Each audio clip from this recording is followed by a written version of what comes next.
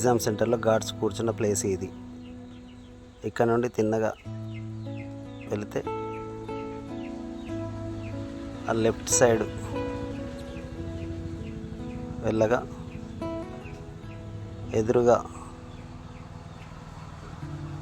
ఒక మసీద్ కనబడుతుంది చూడండి. ఆ మసీదు వెనకాల వచ్చేసి ఎగ్జామ్ రన్నింగ్ అవుతున్న క్లాస్ రూమ్లు. మొదటి ఎగ్జామ్కి అదే రూమ్లో కూర్చున్నట్టు సెల్ తీసుకొని వచ్చిన దుండగులకు ఏం తెలుస్తుంది? ఇంత హైట్ గోడ మీద నుండి ఎలా ఫోటోలు తీయగలుగుతాడు? మరి అక్కడ కూర్చున్న సెక్యూరిటీ గార్డ్స్ ఏం చేస్తున్నారు? పాపం ఒక దళిత మహిళ విద్యార్థిని అన్యాయంగా బలి అయిపోయిందనే విషయాన్ని తెలుస్తుంది. గార్డ్స్ మాత్రం ఇక్కడ ఉండి ఏం చేస్తున్నారు? నక్కల చిట్టీలు తీసుకొని వచ్చేవాళ్ళు ఆ గేటు దగ్గర నుండి రారు కదా. చుట్టుపక్కల ఎక్కడ చూసినా అక్కడ క్లాస్ రూములు తప్ప వేరే అవకాశం లేదు. మరి ఇట్లాంటి పరిస్థితుల్లో సెక్యూరిటీ గార్డ్స్ అక్కడ ఉండి చూసుకోవాలి కదా. సెక్యూరిటీ గార్డ్స్ ఇక్కడనే ఉండి టైంపాస్ చేశారు. ఏం చేశారు? మరి బడా బాబులో స్కూల్స్ సంబంధించిన వాళ్ళు ఎవరైనా నక్కల చిట్టీల ప్రయోగం చేయడానికి సెల్ ఉపయోగించారా? అన్యాయంగా అమ్మాయి అక్కడ ఉన్న టీచర్ లైఫ్ ఖరాబ్ అయిపోయిందనే విషయాన్ని మనం గుర్తిస్తున్నాము. చూడండి ఇప్పుడు ఎంత క్లియర్గా కనబడుతుందో. హై స్కూల్లో అవుతున్నాను.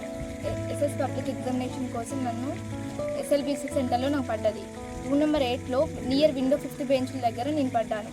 అక్కడ ఉన్న ఒకసేపు అయిన మేడం ఓఎంఆర్ షీట్ అని క్వశ్చన్ పేపర్ ఇచ్చిన తర్వాత ఒక అన్ఎక్స్పెక్టెడ్ వ్యక్తి వచ్చి ఆ ఫోటో తీసుకోవడం జరిగింది. అది ఆ టైంలో ఎలా జరిగిందో భయపెట్టించింది, బాగా భయపెట్టించి ఆ టైంలో నాకు ఏం చేయాలో కూడా అర్థం కాలేదు. అర్థం కాక ఫోటో తీసుకుని వెళ్ళాను. ఆ తర్వాత నేను తెలుగు ఎగ్జామ్ రాసుకుని రాగానే ఇంటికి వచ్చిన 1-2 అవర్స్ లోపల పోలీసు వాళ్ళు వచ్చారు. మాల్ ప్రాక్టీస్ చేస్తావు, అది చేస్తావు చాలా మాట్లాడారు. అది చేయలేదు ఆయన ఆ వ్యక్తి ఎవరో కూడా నాకు తెలియదు, పర్సన్ ఎవరో కూడా తెలియదన్నా కూడా ఎంత వినకుండా నన్ను పోలీస్ స్టేషన్కి నన్ను మా ఫాదర్ని ఎగ్రికల్ పోలీస్ స్టేషన్కి కాల్లో తీసుకెళ్ళడం జరిగింది. అక్కడ చాలా క్వశ్చన్స్ అడిగారు. నువ్వు నీకు తెలుసా, ఆ పర్సన్ తెలుసా అని తెలియదు సార్, ఎంత చెప్పినా వినలేదు వాళ్ళు. మళ్ళీ 9:30 దాకా నేను అక్కడనే ఉన్నాను.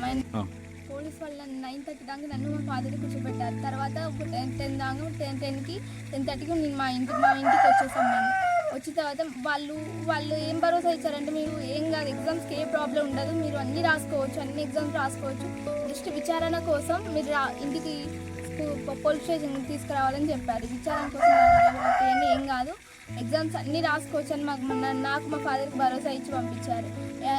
వెళ్ళి మార్నింగ్ నేను హిందీ ఎగ్జామ్ రోజు వెళ్తే సెంటర్లో దిగాలి. నేను రూమ్లోకి వెళ్ళగానే నా రూమ్ నెంబర్ పట్టుకుని నన్ను ఒక రూమ్లో తీసుకెళ్ళి నా రూమ్ నెంబర్ నన్ను డీబార్ చేసి పడేసి ఒక వైట్ పేపర్ మీద బలవంతంగా ఫోర్స్ఫుల్గా, నా పేరెంట్స్ లేరు, నా గడియన్ లేరు, ఎవ్వరు లేరు. అప్పుడు నాతో సంతకం పెట్టించుకున్నారు. ఆ తర్వాత నన్ను ఇంటికి వచ్చి డ్రాప్ చేశారు వాళ్ళు. ప్లీజ్ నన్ను అధికారులు, కలెక్టర్ గారు, డిఎస్పీ గారు నాకు న్యాయం చేయాలని కోరుకుంటాను. 13 years లైఫ్ నాది, జస్ట్ ఒక లాస్ట్ స్టేజ్ నాది. ఒక్కసారి నేను వెళ్తే నాకు ఫర్దర్ స్టడీస్ చాలా హెల్ప్ అవుతుంది. ప్లీజ్ నాకు ఈ 10th పోతే నాకు బతకాలని కూడా లేదు, నాకు సూసైడ్ తప్ప వేరే ఆలోచన కూడా లేదు నాకు ఇప్పుడు. ప్లీజ్ నాకు న్యాయం జరుగుతుందని నేను బతికగలుగుతా తప్ప నాకు వేరే ఛాన్స్ కూడా లేదు. ప్లీజ్ నాకు మాత్రం ఏమా న్యాయం జరగకుండా. మా ఎగ్జామ్స్ చదివారు, హిందీ ఎగ్జామ్ ఎలాగో పోయింది, నాకు తెలుగు పేపర్ బుక్లెట్ కూడా ఆపేశారు నాది. సో అన్ని ఎగ్జామ్స్ రేపటి నుంచి ఇంగ్లీష్ ఎగ్జామ్ నుంచి అయినా నన్ను రాసేలా కోఆపరేట్ చేయండి ప్లీజ్. నాకు ఎగ్జామ్స్ రాయకుంటే నాకు సూసైడే తప్ప వేరేది ఏం లేదు. నాకు 10th లైఫ్కి ఈ 10th సప్లై పడితే నాకు ఇంటర్, డిగ్రీ, బీటెక్ ఏదైనా కూడా మొత్తం ఎఫెక్ట్ పడుతుంది. ప్లీజ్ అందరు అధికారులు, కలెక్టర్ గారు, ఎంఈఓ గారు, డిఈఓ గారు అందరికీ చేతులు ఎత్తి జోడిస్తున్నా, ప్లీజ్ నాకు న్యాయం చేయాలి, నాకు న్యాయం చేయాలి. నేను ఒక దళితుల విద్యార్థిని, ప్లీజ్ నాకు న్యాయం చేయాలని కోరుకుంటున్నాను. నాకు ఏమాత్రం న్యాయం చేయకుంటే మాత్రం నాకు సూసైడ్ తప్ప వేరేది ఏం లేదు ఛాన్స్.